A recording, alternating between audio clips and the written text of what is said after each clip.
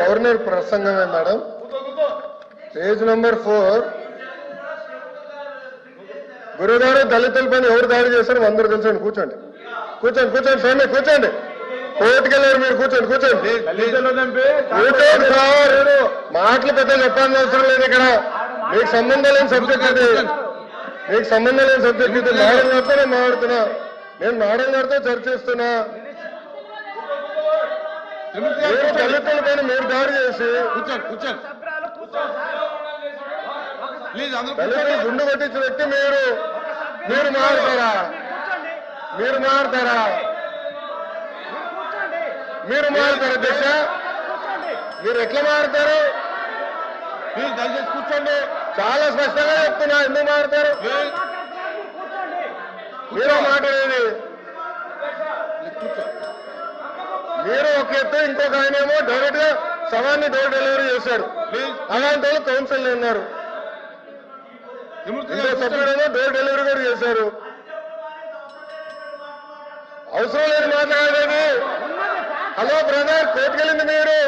లోకేష్ గారు ఫ్యాక్ట్ చెప్తున్నా.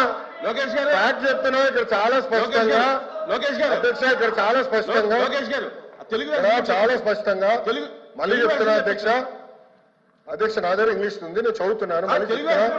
To date investors are place investment. అరే ఇంగ్లీష్ మీడియం అని పొద్దు నుంచి ఊదరగొట్టారు. ఇంగ్లీష్ మీడియంలో చెప్తున్నారా భయ్? మీ సభ్యుడు లేరు. ఇంగ్లీష్ మీడియం గురించి ఊదరగొట్టారు కదా పొద్దున. మళ్ళీ ఇంగ్లీష్ మీడియం చదవలేరా? అరే పొద్దున English medium English medium English medium అన్నారు. అరే ఇంగ్లీష్ లో చెప్తే భయపడతారు. ఏ భాషలో చెప్పాలి కదా? గవర్నర్ గారు చదివింది ఇంగ్లీష్ లో. మీరందరూ బైకాట్ చేయకుండా కూర్చుని ఉంటే బాగుండేది. అరే అది కాదు భయ్, ఇంగ్లీష్ మీడియం చదవకూడదా? ఇంగ్లీష్ లో ఉందని చెప్పకూడదా? అరే మీరే ఇంగ్లీష్ మీడియం అని పెద్ద ఊదర కొట్టారు. నేను స్పీచ్ ప్రిపరేషన్ వెళ్ళినప్పుడు ఒక సభ్యుడు చేసి ఇంగ్లీష్ మీడియం ఎత్తేస్తామని కూడా మాట్లాడారు. మరి ఎట్లా తెలుగులో మాడితే చెప్పంటారు, ఇంగ్లీష్ లో మాడితే చెప్పంటారు. ఇంకా ఏ భాష మాట్లాడాలి? లోకేష్ గారు సార్ క్లియర్ గా 4వ పేజీలో to date investors are pledged investment of 6.5 lakh crores with an employment potential of 4 lakh jobs. అధ్యక్ష ఇది మా పార్టీ విధానం, ఇది ప్రభుత్వ నినాదం. క్లియర్ గా చెప్పాం అధ్యక్ష. గవర్నర్ గారు కూడా ఇది చదివారు అధ్యక్ష.